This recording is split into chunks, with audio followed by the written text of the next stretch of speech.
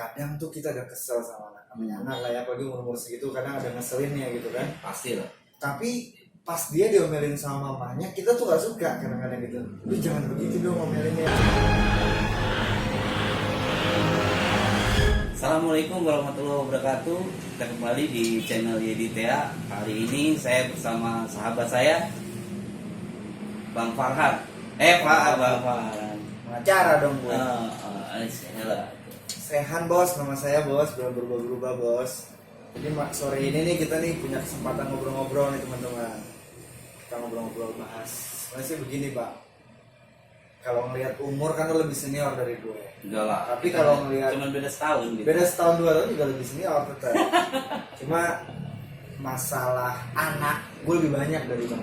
Oh, iya. Jadi gue pengen tahu gitu, pengen share aja, pengen apa namanya, tukar pikiran. Gimana sih cara Bang Yedi ini buat triknya dia dalam mengurus anak gitu kan. Siapa tahu dapat informasi yang bagus bisa gue terapin di rumah gue.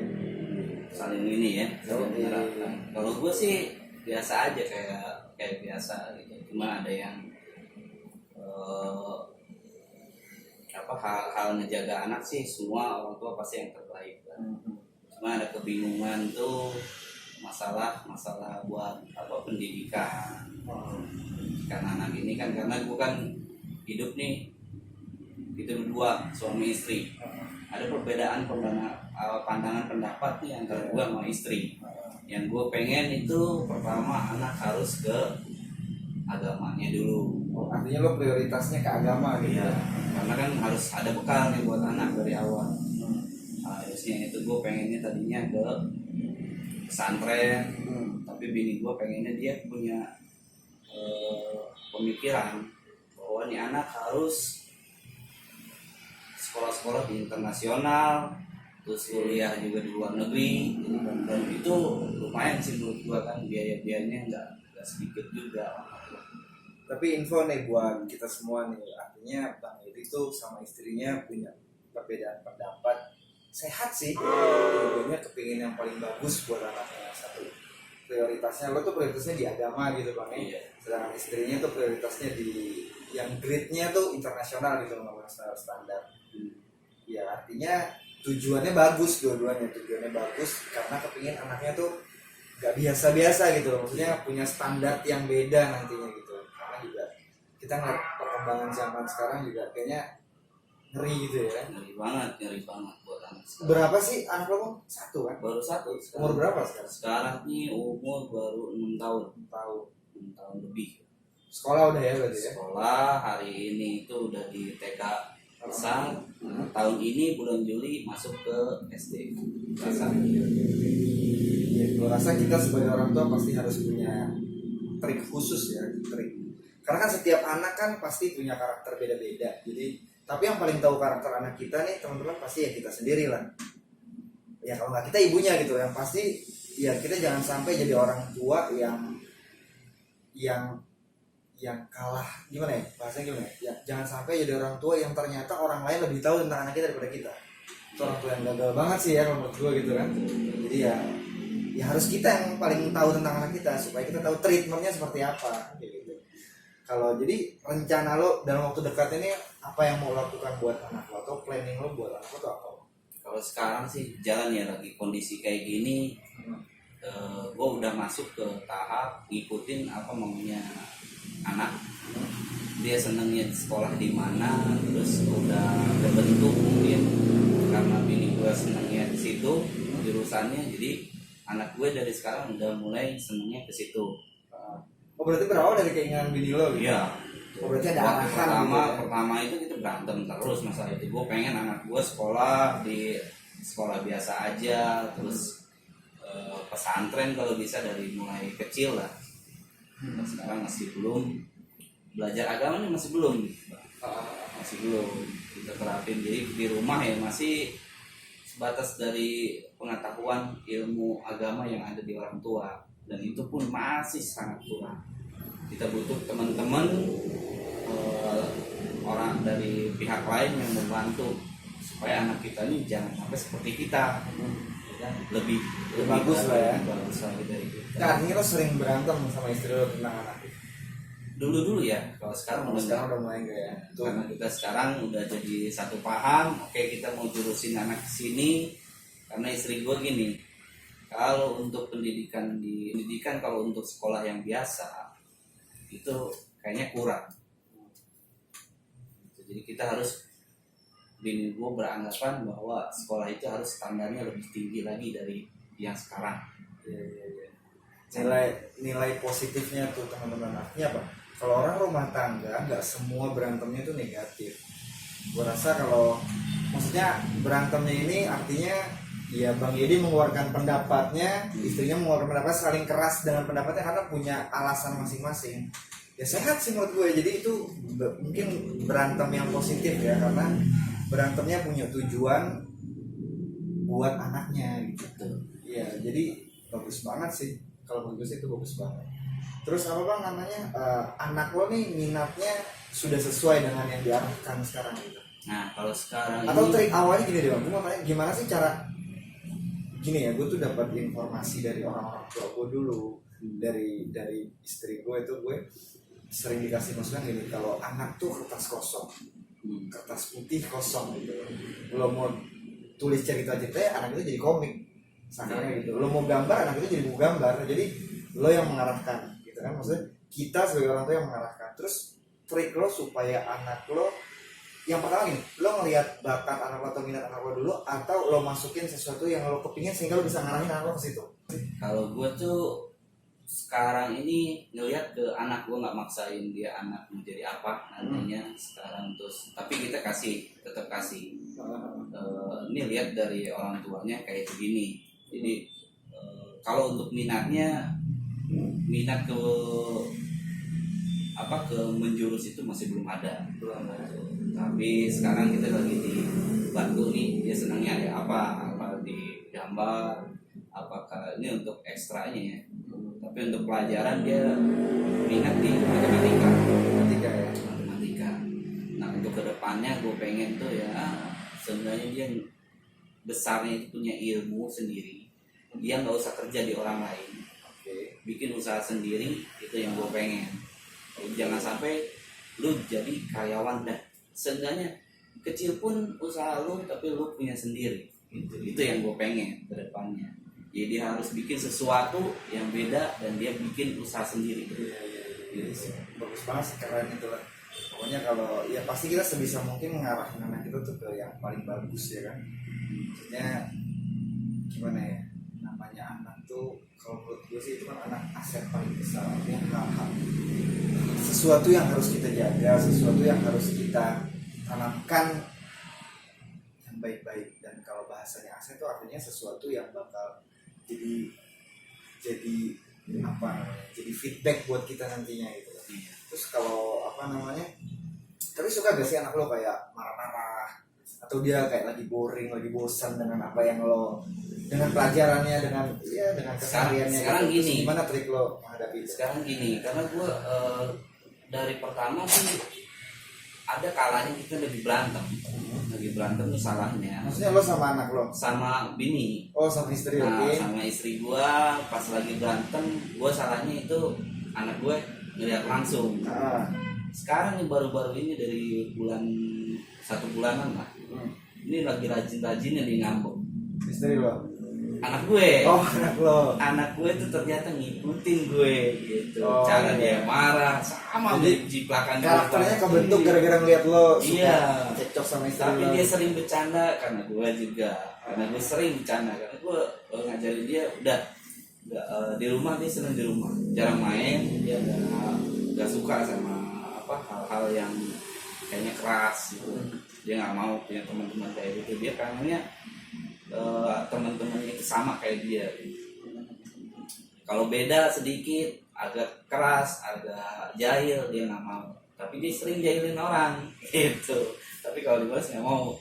Artinya poinnya tuh poin yang harus tangkap dan kita maksudnya kita terapkan di rumah tuh ya, kita hati-hati bersikap di rumah, apalagi kalau dilihat anak, karena itu akan jadi contoh terus diikutin sama anak, bahkan bisa jadi karakter dia nantinya gitu loh. Iya, betul. Jadi hati-hati aja, walaupun ya kita manusia, al insanu makhluk khata' wa nisyan, manusia itu tempatnya saling dosa, tapi sebisa mungkin kita kurang-kurangi salahnya kita depan anak, kurang-kurangi hilafnya kita depan anak, supaya nggak jadi contoh gitu kan Bang ya. Betul.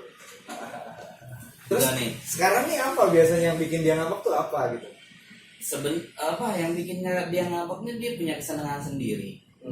Sekarang dia lagi senengnya itu dari apa, lihat-lihat, dia senangnya nonton sekarang, nonton terus bermain YouTube pasti lah ya. Karena kan kondisi sekarang kan lagi di rumah terus nih, jadi dia nonton YouTube dari pagi sampai sore sampai malam. Karena gue ngelihat nih anak boleh zaman sekarang dia harus mengenal apa nih internet tuh, tapi masih gue belum arahin nih internet itu seperti ini.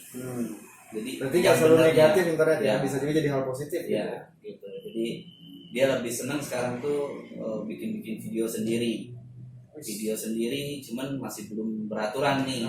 Dia ambil, biasa suka ambil handphone gue, dia ngerekam sendiri lagi main gitu. Terus kayak ya seperti itulah anak-anak. Iya. Ya, kalau gue sekarang masih oke lah, gak jadi masalah, biar dia nggak boring juga di rumah. Terus satu nih, kalau pribadi gue nih suka begini Bang, kadang tuh kita udah kesel sama anak lah ya, apalagi umur segitu kadang ada ngeselinnya gitu kan. Pasti lah. Tapi pas dia diomelin sama mamanya, kita tuh gak suka kadang-kadang gitu. Lu jangan begitu dong ngomelinnya. Iya. Lo gimana tuh Bang? Lo gimana? Nah itu sama. Jadi kalau salahnya kemarin-kemarin nih yang lalu-lalu, kadang ya itu yang tadi dibilang, kalau lagi dimarahin sama ibunya, waduh, gua kayak wah ini cara marahinnya salah nih, malahan kita yang ribut jadi begitu. Kita yang ribut ya. Dan sama itu juga sama, gue lagi ngasih didikan ke anak gue, anak bundanya nih sama juga komplain ke gue, akhirnya gue ribut.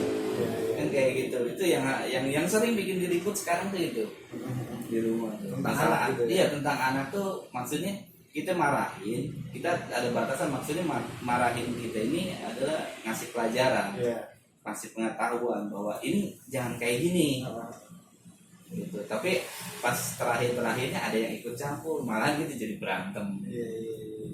Begitulah. Berarti apa namanya, paling sering selisih paham ya karena anak lah gitu ya. Anak. Berarti untuk teman-teman tuh artinya kalau kalian gak pernah selisih paham sama keluarganya, sama istri terutama masalah anak gitu, gue rasa kurang perhatian lo sama anak. Karena kalau lo perhatian sama anak, istri lo perhatian sama anak, pasti lo punya pemikiran buat anak, istri lo punya pemikiran buat anak, ujung-ujungnya ada gesekan. Tapi gesekannya gesekan bagus karena pasti ke arah yang positif. Nah ini enaknya sharing nih ya gitu ya. Jadi dari rumah tangga lo gimana, rumah tangga gue gimana, teman-teman juga nanti kayak gimana, itu bisa diambil lah positifnya kayak gimana. Dari keluarga gue kayak gini, terus Bang Sehan juga cara ngedidiknya, ntar kita tanya nih apa aja ya. Cara gimana nih, ada kiat-kiat juga buat masukan teman-teman buat gue juga nih, penting. Nggak menggurui sih, cuma maksudnya kalau gue apa yang gue jalani ya mungkin bisa dipakai buat kehidupan rumah tangga orang. Kalau sana cocok, kalau nggak cocok ya mungkin dengan cara masing-masing. Cuma kalau gue sih normal-normal yang pasti gue kasih wewenang sepenuhnya 100% buat istri gue untuk gimana caranya dia ngedidik anak. Tapi nggak absolut, walaupun 100%. Artinya gini, andai kata ada sesuatu yang nggak pas di gue, nggak cocok di gue, pasti gue sedikit sharing lagi sama dia, kenapa harus begitu, emang ada cara lain gitu. Karena gue menganggap gini, anak tuh perlu ada yang ditakutin, tapi bukan perlu harus kita marahin gitu. Tegas boleh, keras nggak boleh. Karena ibu gue tuh pernah bilang sama gue gini Bang, anak itu pertumbuhannya jalan terus, makin hari makin besar. Jadi jangan sampai dia takut sama kamu. Kalau dia takut sama gue, mungkin hari ini dia takut karena badannya lebih kecil daripada badan orang tuanya. Someday badan dia lebih besar daripada orang tuanya, takutnya dia hilang. Gitu. Jadi biarkan dia segan, jangan biarkan dia takut. Gitu. Terus anak kecil di bawah umur 5 tahun, maksudnya gini, di bawah dia sebelum dia ABG, sebelum dia remaja, kita tanamkan nilai-nilai kehidupan, terutama nilai syariat, nilai agama ya kalau gue, supaya dia tuh hidupnya berlandaskan agama. Jadi oke, gue nggak mau minum minuman keras, bukan karena takut diomelin mamanya, bukan karena takut diomelin sama adiknya, tapi karena dia tahu memang itu nggak boleh. Jadi kalau dia tahu itu nggak boleh, someday dia nggak akan melakukan, walaupun nggak depan gue, nggak depan ibunya gitu loh. Tapi kalau dia cuman karena takut, mungkin di belakang gue dia bisa melakukan itu.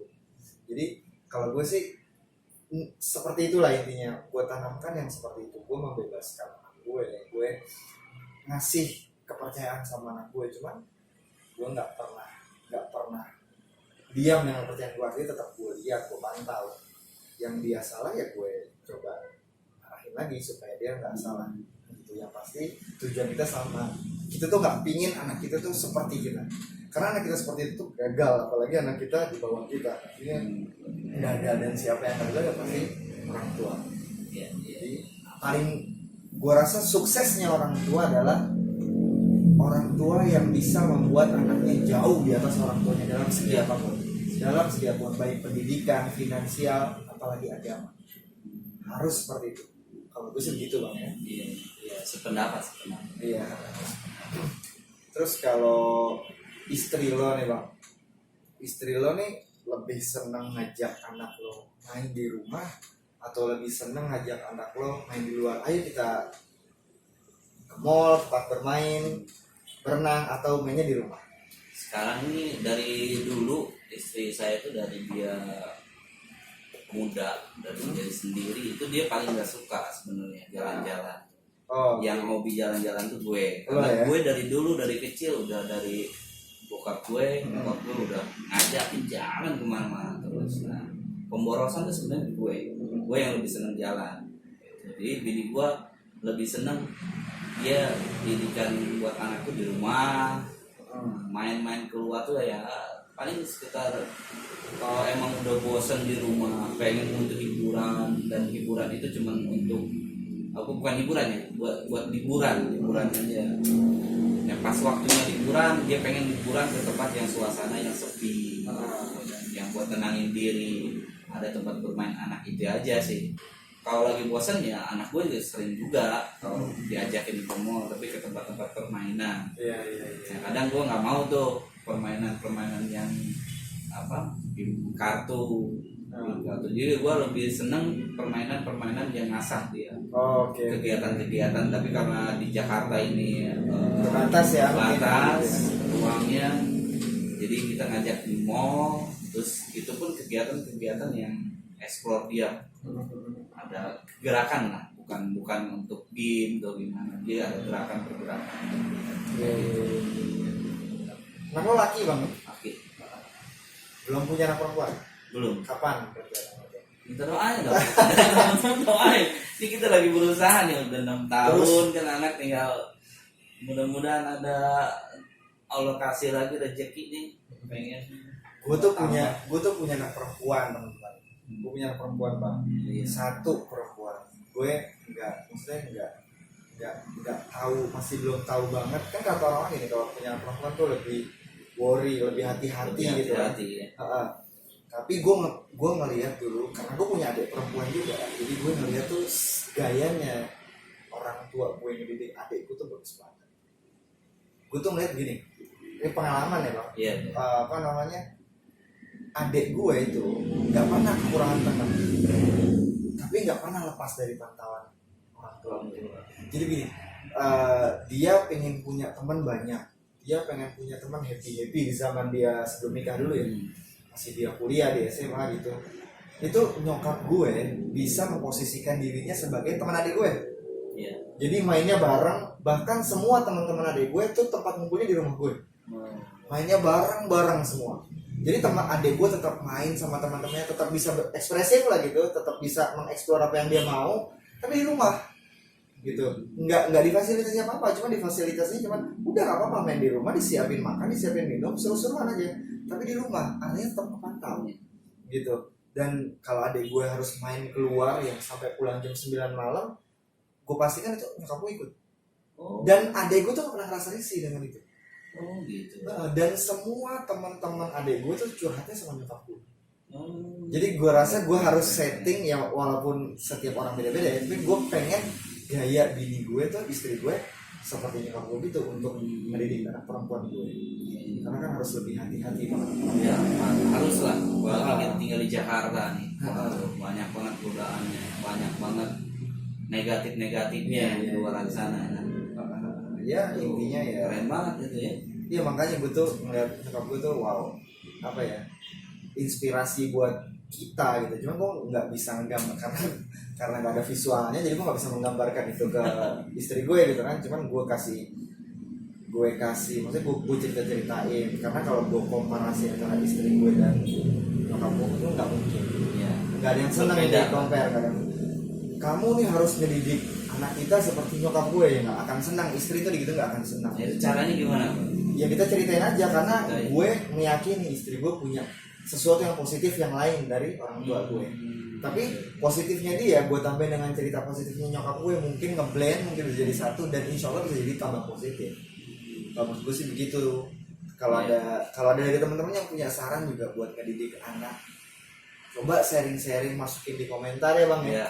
Siapa tahu bisa masukan buat kita juga. Karena kan kita bapak-bapak muda nih, jadi kita nih kurang Muda. pengalaman gitu Kita loh. cari-cari pengalaman juga, informasi dari teman-teman kayak gimana sih teman-teman cara ngedidik anaknya. Kita share ini, sharing aja kita ngobrol kayak gini aja, ngobrol santai. Ya mudah-mudahan lah. Terus satu lagi bang, harapan lo buat anak lo ke depannya itu apa? Harapan gue besar. Andai kata, Ya. ya kita bukan Kalau negatif gue ya. gini ya. Gimana? Harapan gue nih anak gue itu nggak manja. Dia nggak usah ngandelin orang tua. Jadi gue apa-apa juga ngedidiknya kayak gitu. Dia maunya apa, kayak gue kasih, tapi gue nggak kasih semua. Dari misalnya dia ada kemauan 3 barang, gue bilang pilih satu pun nggak langsung. Dia harus ada, gue kasih reward lah. Ya. Jadi lu harus begini dulu. Kemarin pas waktu ulang tahun, sebelum ulang tahun tuh, kalau ini ada barang yang dia pengen kayak gini, tapi apa kata bunda, ikutin. Jadi bunda kamu harus bisa baca dulu. Ayo belajar baca, kita ajarin baca supaya lancar baca, terus berhitung kayak gimana. Nah, setelah dia kita coba, oke, mau nggak nih barang? Bapak beliin kan, ayah beliin, bunda beliin, tapi syaratnya begini. Nah, kasih syarat dulu. Coba begini. Jadi ada reward gitu. Rewardnya. Rewardnya tuh buat Kasih. boosternya Iya. dia. Oke. Gitu. Gue kasih kayak gitulah. Jadi intinya lo gak pengen anak lo ketergantungan nantinya. Iya. Tapi dia tetap setelah dapat satu itu, yang 2 lagi tetap ditanyain. Gue masih belum kasih sampai sekarang. Bukan gue nggak bisa kasih, cuman gue pengen apa kemauan lu nggak harus dituruti. diikutin, nggak harus lu dapat. Betul. Gitu. Setuju tuh, gue setuju. Dan Jadi sesuatu yang lo dapat harus dengan usaha dulu usaha gitu ya. dulu. Oke, iya benar banget tuh. Kayak gitu. Dari kecil benar. Jadi nggak mau malas, selalu berusaha untuk mendapatkan sesuatu yang dia mau gitu dengan Iya, usaha dan betul. ikhtiar. Oke. Keren banget. Ini obrolannya menurut gue sih bagus banget ya. Maksudnya mudah-mudahan sih bisa bermanfaat buat kita semua. Terutama buat gue tuh banyak banget masukan yang bisa gue terapin di keluarga gue gitu kan. Ya mudah-mudahan lah anak-anak kita semuanya jadi seperti yang kita mau. Amin. Insya Allah kalau bisa melebihi ekspektasi kita. Ya. Insya Allah semua kita pasahin sama Allah Ta'ala. Tapi jangan lupa ikhtiar buat anak kita. Siap. Mungkin itu aja kalian kita bisa ngobrolin Siap. sore ini. Kalau punya saran-saran, punya informasi yang pemikiran yang beda dari kita, coba dong masukin ke kolom komentar supaya juga kita bisa pelajari dari apa yang ada di pikiran teman-teman. Mungkin gitu aja dari kita. Next kita lanjut lagi.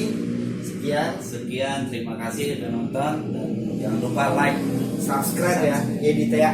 Sip. Sip, thank you. Terima kasih. Assalamualaikum. Salam.